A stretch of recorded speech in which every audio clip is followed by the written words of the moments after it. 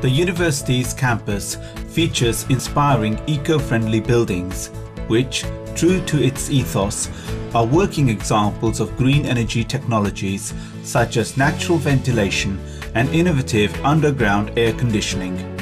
Group Captain Seth explains further. If we were to run programs extolling the virtues of being green and making the world green, it made sense to have a green campus for TERI University. And so this new campus of TERI University at Vasant Kunj in New Delhi is actually a green campus. The architect was given a mandate to not only build in passive measures of energy saving, but also very many active measures of energy saving. And so from the conceptual stage, the design stage, a lot of architectural thought has gone into making this as energy efficient as possible. The direction of the building, the very little use of glass for the building, the use of wind to cool down the building, these are all concepts of the design stage. And then in the active stage, we have concentrated on energy saving in the air conditioning. As you know, Delhi is a fairly hot place to be in through the year, and a lot of energy is spent on air conditioning of the building. We have three very modern concepts of air conditioning which reduce the energy loads or the energy consumption by as much as 40%. Which brings down our energy bills to almost half of what a conventional building would be using. We use the concept of earth-air tunnels, which uses the concept that if you go deep below the earth, the temperature remains fairly constant almost through the year. We have tunnels now around the campus, and the air is sucked out from these tunnels and circulated to the hostels. So all the hostel rooms are actually cooled in the summer and warmed up to a certain extent in the winter by using almost no air conditioning. This is very natural, the use of air which is cooled by the earth itself. The students have responded to the university's support of energy-conserving architecture by finding even more ways to make the campus environmentally friendly. In fact, the students have been so enthused by the green concepts of the building that they have come up with an environmental management plan for the university, which we have adopted. Not only that, they are now having a project to find the carbon footprint of the university as a whole. So they are doing a project where they will be able to tell us what the footprint of the university is, and then we can take measures to reduce this footprint. Now that itself is quite a unique feature for any university campus.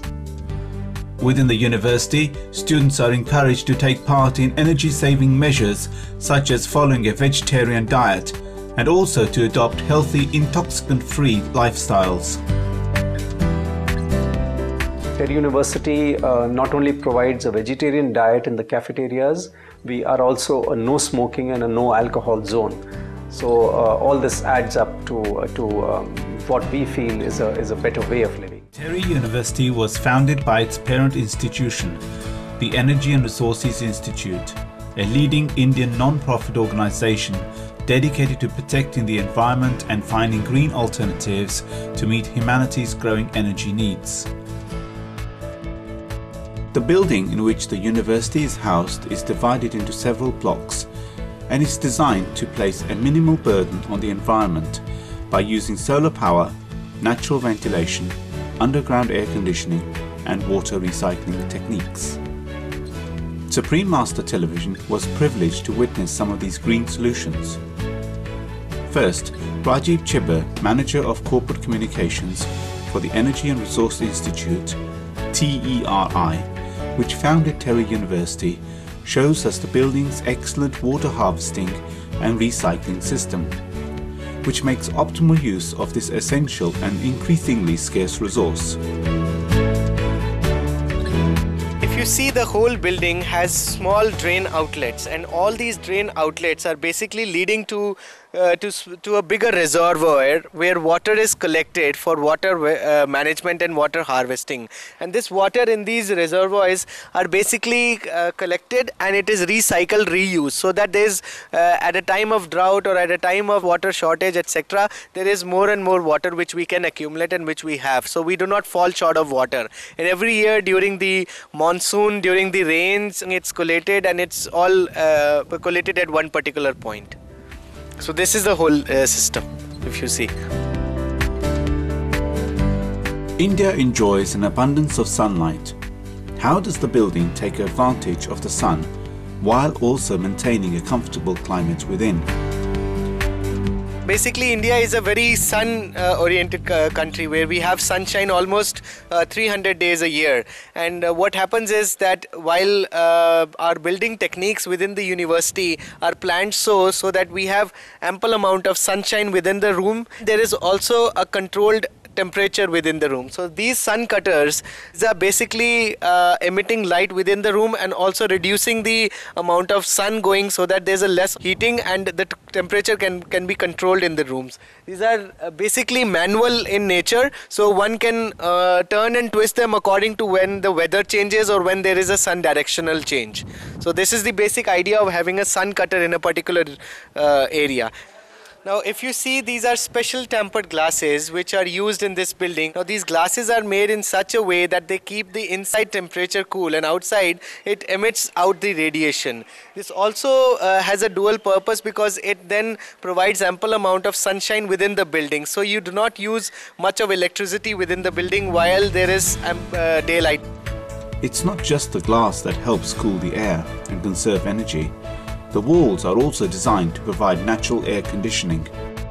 The walls basically have an insulation of 2 inch between each of them so that there could be enough air passing through the wall, which gives the building a cooling atmosphere, and the building breathes on its own rather than we putting additional air conditioning which is electricity consuming.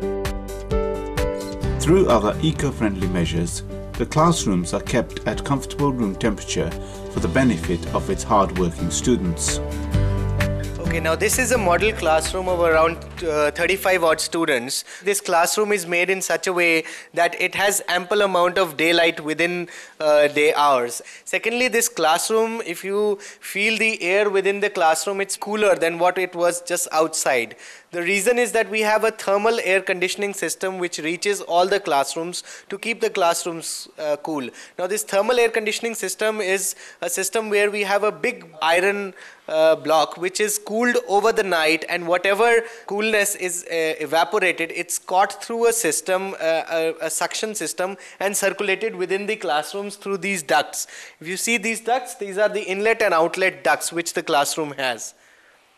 So this keeps the whole place very cool, and the walls are made in such a way that there is ample amount of insulation within the walls so that there is less loss of cooling within the classroom.